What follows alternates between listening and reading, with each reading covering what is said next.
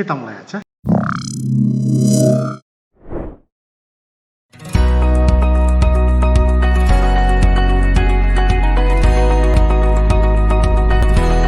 Assalamualaikum warahmatullahi wabarakatuh. Bertemu lagi dengan saya. Di video kali ini kita akan membahas elemen dasar game yang berikutnya, yaitu rules. Jika kalian menonton video sebelumnya, saya sudah membahas mengenai elemen dasar yaitu mekanik, yang berarti segala aksi atau perilaku yang bisa dilakukan oleh player atau entitas lain di dalam game. Di video tersebut, saya juga sudah memberikan contoh.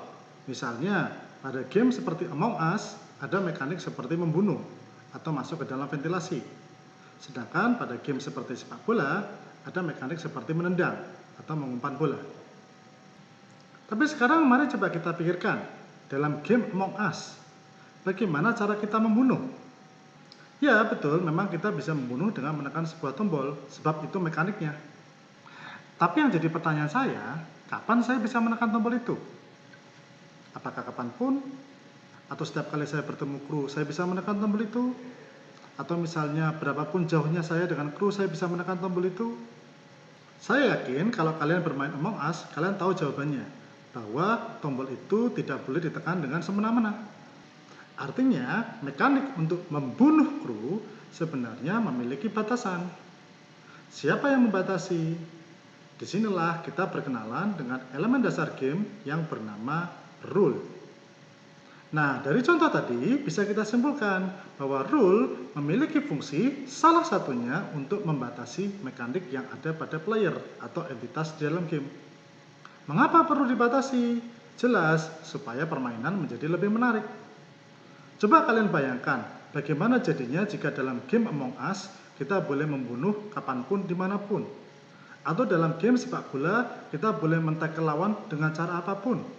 Atau dalam game-game semacam FPS kita bisa menembak tanpa pernah kehabisan peluru. Mekanik yang tanpa batas seperti inilah yang menyebabkan game menjadi tidak menarik. Itulah sebabnya perlu ada pembatasan, dan disinilah fungsi rule. Selain membatasi mekanik, rule juga punya fungsi untuk menjelaskan bagaimana mekanik tersebut bekerja. Misalnya, dalam game ular tangga, kita memiliki mekanik untuk menggerakkan pion. Akan tetapi, rule adalah elemen yang justru menjelaskan bagaimana cara pion digerakkan. Misal, untuk menggerakkan pion, kita diatur harus melempar dadu terlebih dahulu. Kemudian, angka yang muncul pada dadu menjelaskan berapa langkah kita boleh menggerakkan pion. Atau misalnya pada game Street Fighter, rule membantu menjelaskan bagaimana seorang player bisa mengeluarkan special move. Misalnya dengan mengatur bahwa special move bisa dikeluarkan saat player menekan tombol yang tepat ketika meter barnya juga pada posisi yang tepat. Atau misalnya dalam game-game bergenre shooter, kita memiliki mekanik untuk terluka ketika tertembak. Tetapi bagaimana kita benar-benar terluka, rule lah yang menjelaskan. Apakah nyawa kita berkurang setengahnya, atau mungkin berkurang berdasarkan persentase, atau mungkin berkurang tergantung bagian mana yang kena tembak, atau mungkin langsung kehilangan satu nyawa, sehingga kemudian nyawa kita dari 3 jadi 2, atau dari 5 jadi 4. Atau contoh yang lain lagi, misalnya player memiliki mekanik HP atau nyawa. Oke, player memiliki nyawa, tetapi siapa yang menentukan besarannya? Apakah itu 3 hati, atau 100%, atau 1000 HP? Nah, sekali lagi, rule adalah yang menentukan hal tersebut. Sehingga, walau terkesan membatas-batasi, tetapi rule juga justru memiliki fungsi untuk menjelaskan lebih detail bagaimana suatu mekanik dapat dilakukan. Sehingga, sebenarnya banyak juga pakar atau akademisi yang mengatakan bahwa mekanik tersebut menjelaskan apa yang bisa dilakukan oleh player. Akan tetapi, rule adalah bagian yang menjelaskan secara spesifik, menjelaskan secara detail bagaimana mekanik tersebut dapat terwujud di dalam game. Itulah sebabnya mengapa ketika kita mendesain mekanik, misalnya melompat, kita perlu segera menentukan cara melompatnya seperti apa, melompat seperti apa yang diperbolehkan, tinggi melompatnya bagaimana, tombolnya seperti apa.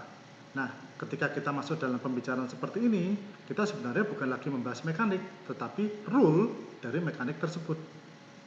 Justru dari sini kita bisa menyimpulkan bahwa elemen mekanik sebenarnya tidak bisa lepas dari elemen rule. Bahkan bisa dikatakan elemen mekanik sebenarnya merupakan bagian dari sebuah rule yang fungsinya atau fokusnya hanya pada aksi atau perilaku player dan entitas-entitas lainnya. Selain mengatur dan membatasi mekanik dari player atau entitas lain di dalam game, rule juga memiliki fungsi yang lain, yaitu menentukan hasil atau output dari interaksi antara dua atau lebih entitas di dalam game.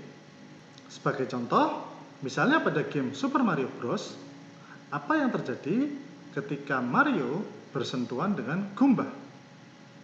Disinilah rule mengatur. Kalau bersentuhannya antara tubuh dengan tubuh, maka Mario akan kehilangan nyawanya. Akan tetapi, jika bersentuhannya antara kaki Mario dengan kepala Goomba, maka hasilnya Mario justru membunuh Goomba. Atau misalnya, apa yang terjadi ketika Mario bersentuhan dengan jamur?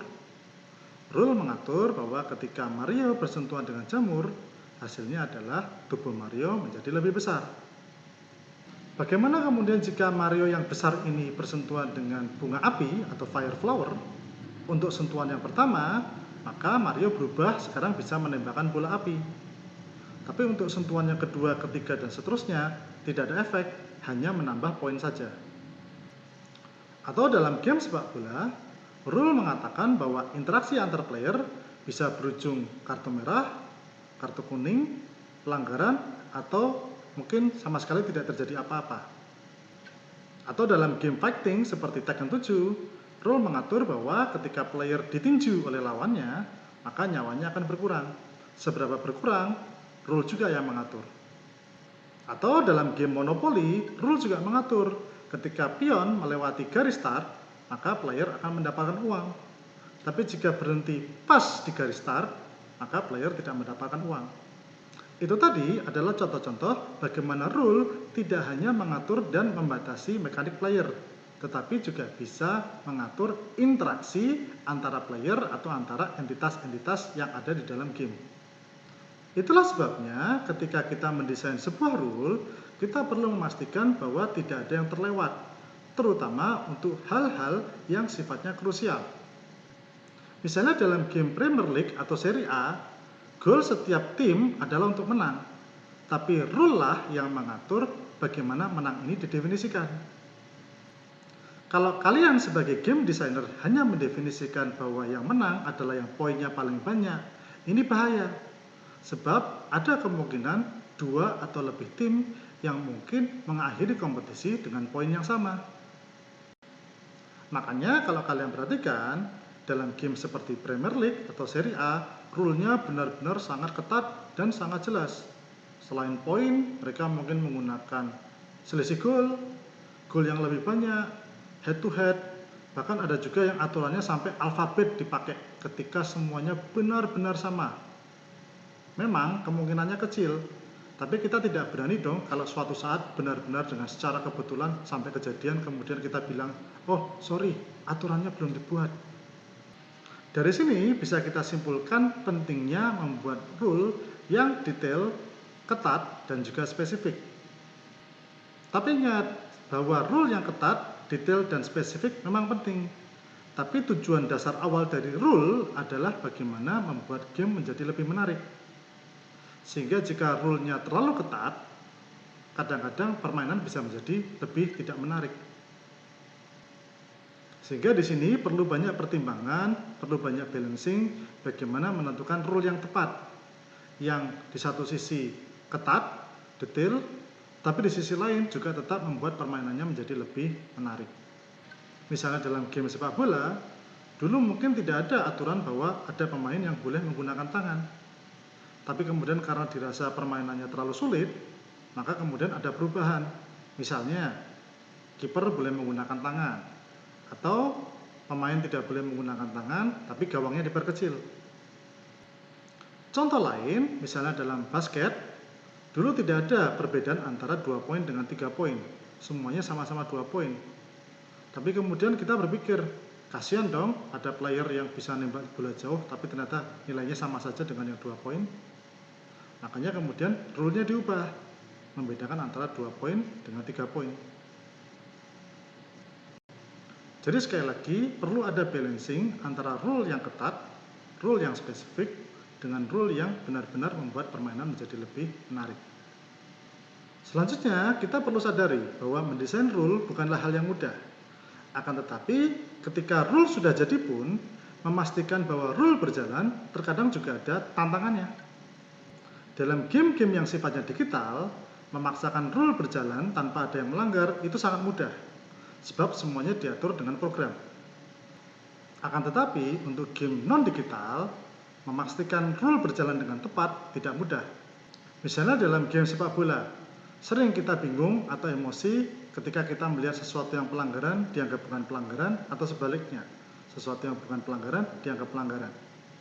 Kalaupun kembali ke panduannya, terkadang tiap orang punya interpretasinya masing-masing.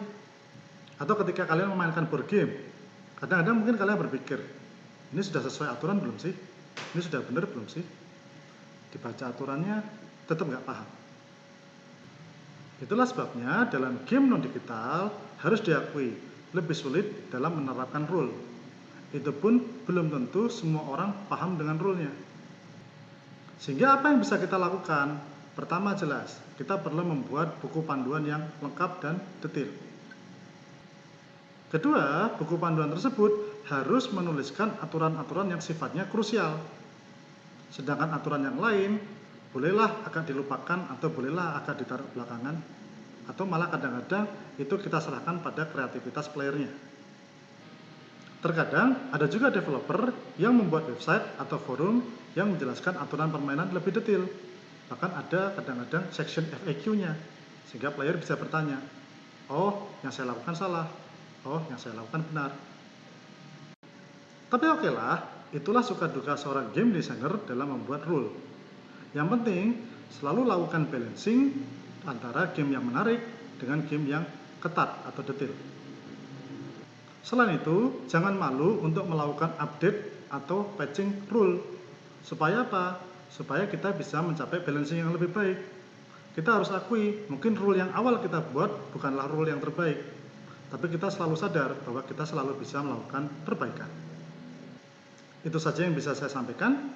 Sekali lagi, rule memiliki fungsi 1. Mengatur mekanik, 2. Membatasi mekanik, dan 3. Menjelaskan hasil dari interaksi antara dua entitas di dalam game. Sekian dari saya, terima kasih. Assalamualaikum warahmatullahi wabarakatuh. Tusuk giginya mana tadi ya? Aduh, udah terlanjur dibuang.